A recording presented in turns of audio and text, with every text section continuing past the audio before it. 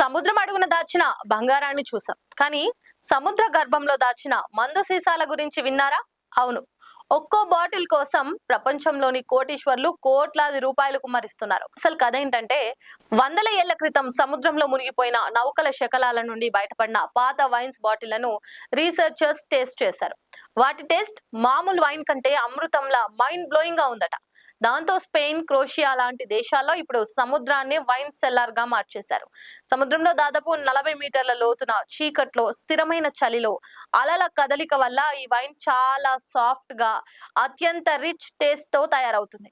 అందుకే ఈ సముద్రపు వైన్ బాటిళ్లకు అంతర్జాతీయ మార్కెట్లో విపరీతమైన డిమాండ్ ఉంది.